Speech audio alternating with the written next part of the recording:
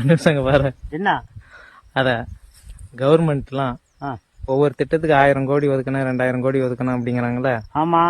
அதை விட மக்கள் தொகை கம்மி தான். ஆ, ஆளுக்கு ஒவ்வொரு கோடி கொடுத்துட்டு போலாம்ல. அதை ஏன் செய்ய மாட்டாங்க? கொடுக்கலாம். நாடு ரொம்ப பின்தங்கி போயிடும். ஏன் பின்தங்குது? ஏன் பின்தங்குது?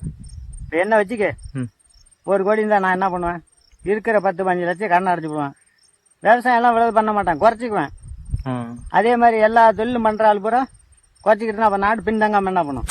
ஓ ஏரி வீட்டுக்கு வச்சுக்க, எவ்வளவு தரான்? 200 ரூபா. ஆமா இன்னைக்கு வேலைக்கு வருவா, நாளைக்கு நின்னுமா களை வெட்டனா, இல்லப்பா நான் ஏரி வீட்டுக்கு போறேன் ஆமா அப்படின்னு ஆமா ஆமா 1 கோடி இருந்தா வருங்களா? வராது. ஒன்ன வச்சுக்க, ஒண்ணுமே இல்லாத போய் வேலைக்கு போக மாட்டேங்கிற. 1 கோடிலாம் இருந்தா என்ன பண்ணுவ?